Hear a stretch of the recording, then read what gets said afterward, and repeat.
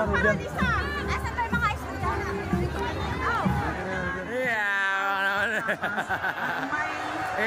Baka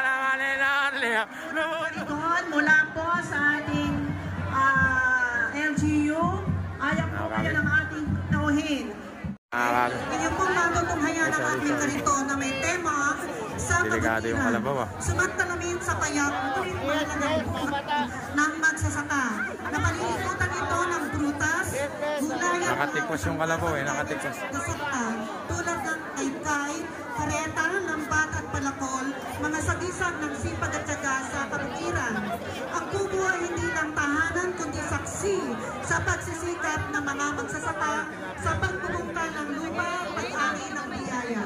Sa Quezon Festival, ito'y paalala ng ating pinagmulan. Norte naman ito mga kakriya, Poblasyon Norte.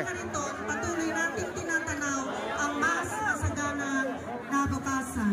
Kariton number 6. Okay na, nag-ano na yung kalabaw. Yung kalabaw na hinihika, eto na. Palay ang ating kabuhayan. Yamak naman hihikain ha. Dito ay makikita ang mga sinaunang mga gandang kalabaw pala hihikain no? Platong losa, sandok na yari sa bao ng niyog, kaping bigas para mainitan ang kanilang tiyan o Poblasyon. Ay, linaw pala yan, linaw. Gamit naman ang dala at buslo para sa pangisda sa sapa at tubigan. Mga lumang kagamitan ng ating makikita na gamit sa pagsasaka. Kalabaw ang nagbubukal gamit ang araro at suyon. Sa pag-aani. Baka naman lumulot mo yan. Umihingi na tawa na. Isa pa! Upang may pangkulang sa galing. at ang mga bata ay masaya na maglalaro ng tipo at sukha. Galing talaga si hikain. Mabuhay ang bayan ng Likat, Kariton Festival 2025. May nagluluto doon, may nagluluto sa loob. Ay. May ano pa sila. Makagaling talaga yung mga Tagalinaw, may ano pa.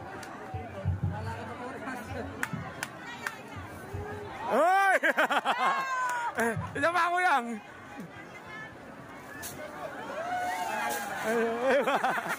Oy, may kumakain pa lang ako yan. Ang galing ng mga Tagalinaw ah. May kumakain pa lang ako yan.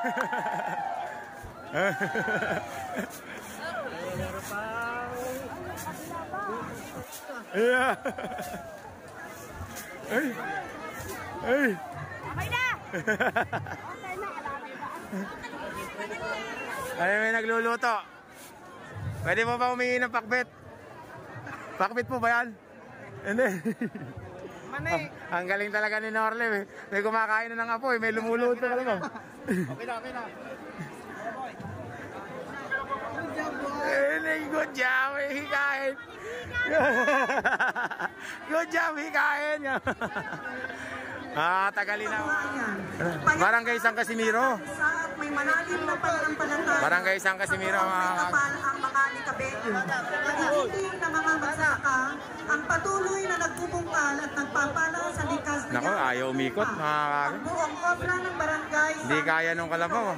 ay sumasalamin sa lalim ng ugnayan ng magsasaka sa kabutiran. Payak na bahay kupol na pinamulitian ng mga nitubutin ng panay.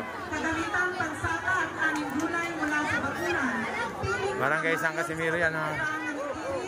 Pinagkukunan pabuhayan sa puso ng obra ay nakatayo sa kalakyan ng isang matuwang at magsasaka sa pabuhayan. Ay! Nagkano ay mga palaka oh! Tayo ang batang dalmasyo na siyang simbolo ng makapagong bayanin magsasaka ng bawat ikaw. Kung puso ng mga palaka sa pagdibuang ng ikay 131 taong pagkatatag ng bayan ng Ikaw. Entry number 8.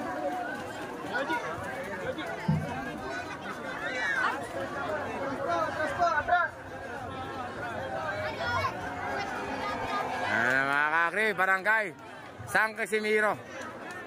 Ang perform naman nila yung palaka. Naghagi sila ng palaka.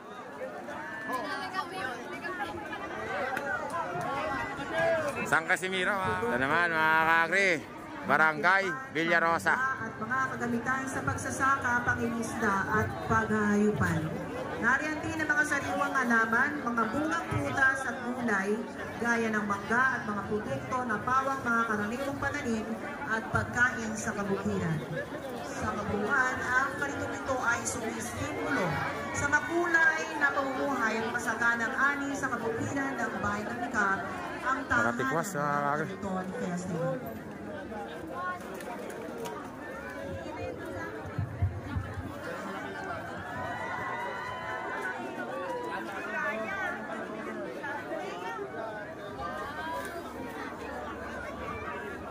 Katikwas yung ano.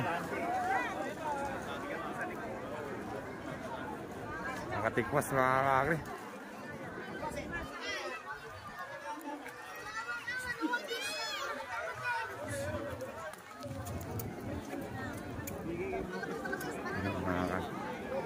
Nakatikwas siya mga kakri. Yan, okay na. Ayan po ang kariton number 9. Villarosa. Nakasayad na oh.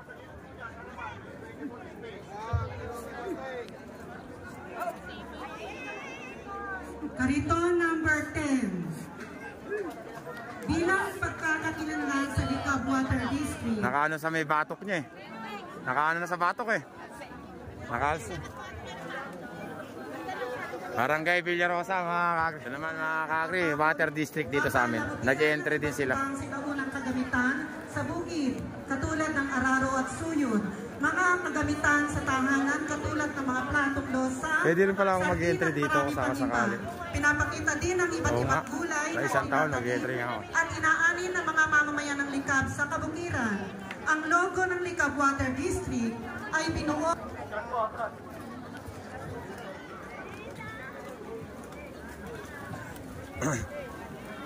Water District, entry nila mga kakri. Ito naman, Barangay San Jose. Pangbungkal sa lupa upang maging maganda ang paggagayang sa mga pananim. Sinaunang spray upang maiwasan ang paninira ng insekto. Galing bait ng kalabaw Banga na pangunahing lalagyan ng tubig na maiinom. Palay na sumisimbolo sa kasaganahan. Mais, nagpapakita ng lakas ng agrikultura. At talong at ibang gulay na nagbibigay din sa produktong sakahan. Ang magulay na disenyo nito ay nagpapahayag ng pagkakaisa at sipag ng mga magsasaka na siyang pundasyon ng Barangay San Jose. Sa pamamagitan ng pagdiriwang na ito, binibigyang pugay ang kanilang tiyaga at dedikasyon sa pagsasaka. Kariton number 4. Kariton number 4. Mga kakri, yan yung panlaban ng Barangay San Jose. Barangay San Jose. Mga kakri, Poblacion Sur. Ayan na nga Ay naku, nabangga na! Nabangga na!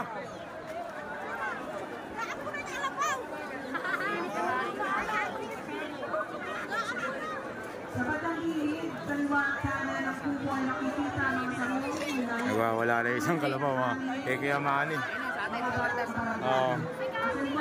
Teka lang. Ang ganda, di ba? Oo. Ng agrikultura sa Likab. Makikita rin dito ganda naman hayop na nagbibigay kabuhayan. Kasama ang isda bilang pangunahing figurasyon bilang pagsuporta sa livelihood. Ano ba ka? Panalo na ba? Napunong ba ng Eugenia Domingo? Ang kalabaw sa gisag ng kasipagan ng magsasaka ay nagbibigay pugay sa kanilang mahalagang papel sa pagpapaunlad ng bayan. Yabang naman, ang laki mga kakri. Oh, may patubig pa oh. May patubig pa pala oh. May patubig oh.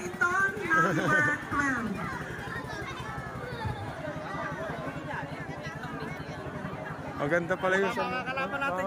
Aquino yung nakita ko medyo ano eh. Pero parang lamang tayo. May patubig pa tayo. Malaking patubig natin. Malaki. Yeah! Tsaka sa ko makakakita. Martin, ang galing ba? Power steering ba? Ang galing ba? Ayaw mo ba yan? Salmon!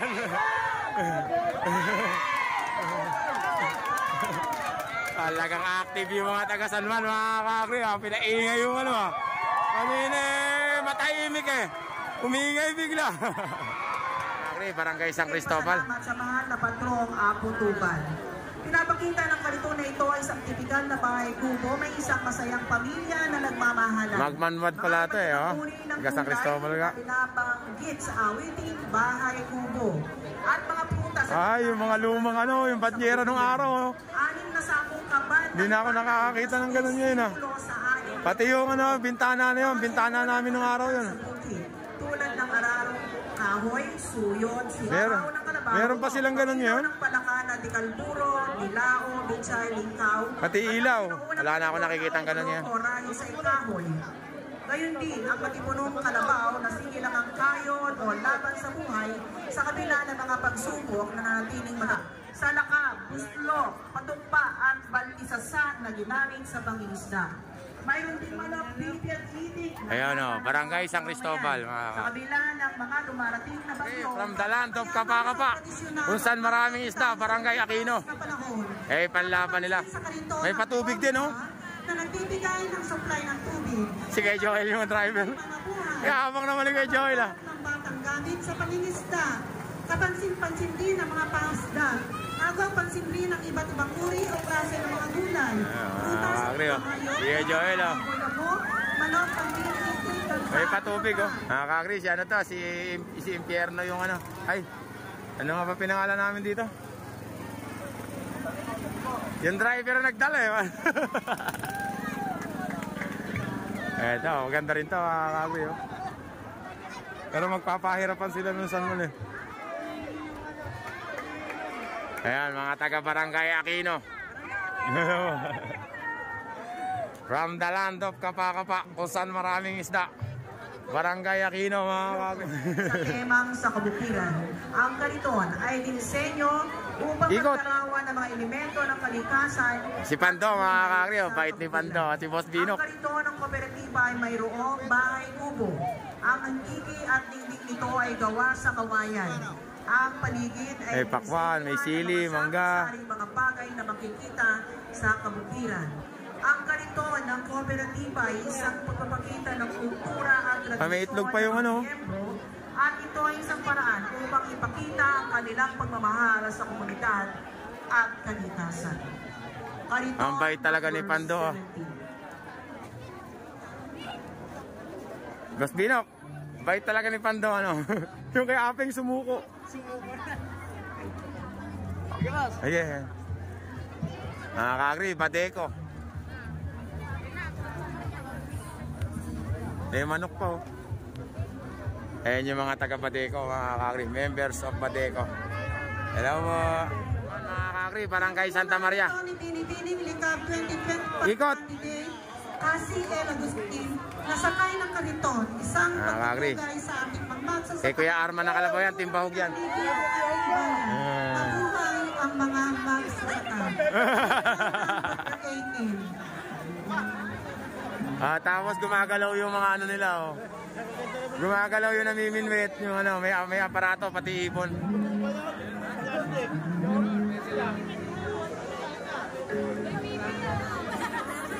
Ano nangyari? Bakit? Ano na nangyari?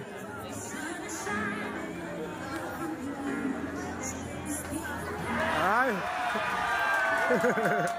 Pinaluhod pala, di ko nakakita. Agad na. Ikot na, ikot. Ayun pala yung timpaw ko, kakri. Hey Arman, ikaw pala. Yung timpaw ko, kakri, nandito. Kakri. Kay Arman nakalabaw yan eh. Ay! Maganda rin pala yung taga Santa Maria, mga kakri. Mga kakri, ayun, tatlo na yung nakita kong magaganda. Tanggol, nakuha rin si Tanggol. Mga taga Carriedo naman. Naglalarawan ng kubo sa kanilang kalituan ng pagiging isang payak, tahimik, payapa, at